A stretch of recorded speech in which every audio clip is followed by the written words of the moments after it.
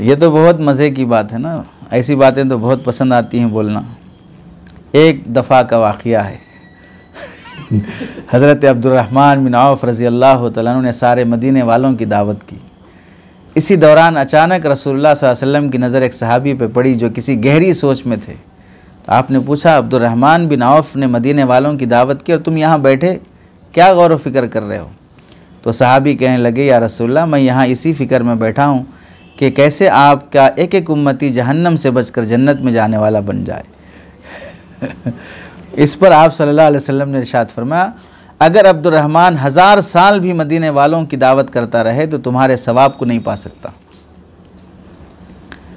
तो इसमें दीन की खातिर गौर व फ़िक्र लेके बैठना, इसकी फ़जीलत बयान की गई। अब्दुर्रहमान इब्न औफ़ के सारे मदीने की दावत के मुकाबले में और 1000 साल दावत के मुकाबले में इनका थोड़ी देर की दीन की फ़िक्र लेके बैठ जाना सवाब के को नहीं पा सकता है।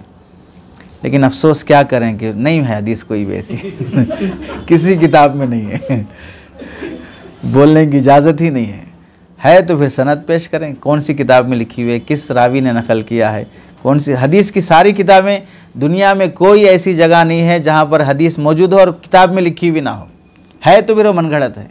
क्योंकि अल्लाह ने अपने दीन की हिफाजत कर ली है, सारे हदीसें मुहद्दिसीन के ज़माने में मुरतब हो चुके हैं, सही, ज़ईफ़, ज़ईफ़ुन जिद्दा, मौजू, मनगढ़ंत सब मुरतब हो चुके हैं। अब जो पैदा हो रही हैं तो जाहिर सी बात है कि वो ईजाद बंदा है, बंदे की तरफ से घड़ी जा रही हैं और इसकी इजाज़त नहीं है। और बहुत बोलते हैं दावत की फ़िक्र में, तो हरगिज़ बोलने की इजाज़त नहीं है। मामूली समझते हैं लोग मौजू बातों के बयान करने को। मौजू बातें बयान करने वाले के बारे में तो जहन्नम में ठिकाने की वईद है, और क्या खुशफहमी में मुब्तला होकर बोल रहे हैं। और लोग बोलते हैं आप इन बातों को छोड़ें, इसके ज़रिए से कितनी उम्मत हिदायत पर आ रही है, कितनी उम्मत नमाजी बन रही है, फ़लाँ बन रही है, तो इस्मुहुमा अकबर मिन नफ़इहिमा की तरह हो गया। भाई शराब में भी तो कुछ ना कुछ फ़ायदा है, तो कुछ ना कुछ फ़ायदा होने से शराब हलाल कर दी जाएगी।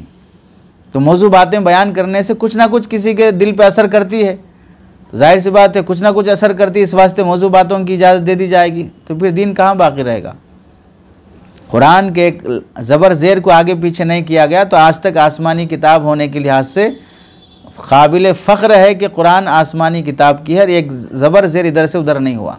ऐसे ही दीन की बातें जो सही हैं वही बाकी रखी जाएँ, जो मनगढ़ंत हैं उसे हटा दी जाएँ तो दीन महफूज रहेगा। वरना फिर हर नया आदमी अपने अपने हिसाब से दीन की नई नई मेहनतें शुरू करेगा, उसके लिए घटते जाएगा, फिर तो सही दीन कहाँ रहेगा फिर। अब मुसीबत तो यही है ना कि जब लोगों के पास सही दिन आता है तो उसे कबूल करने तैयार नहीं है। आपने उसके मिजाज को झूठे दिन का आदी बना दिया है, मौजू दिन का आदी बना दिया है। अब वो सही और सच्चे दिन को कबूल करने तैयार नहीं है। तो गोया कि इतने सालों की मेहनत में आपने उसे सही दिन का आदी नहीं बनाया, मनगढ़ंत दिन का आदी बनाया उसे, तो उसे कबूल करना तो दूर की बात, वो इस बात को तस्लीम करने या सही समझने में भी तैयार नहीं है। उल्टा जो बोल रहे हैं उस पर भोगने चला है, भड़कने चला है। तो कौन सा दिन सिखा के आप दीनदार बनाए इसको। कबूल हक़ ये सबसे बड़ी दीनदारी है, ये बातें बयान नहीं करना चाहिए।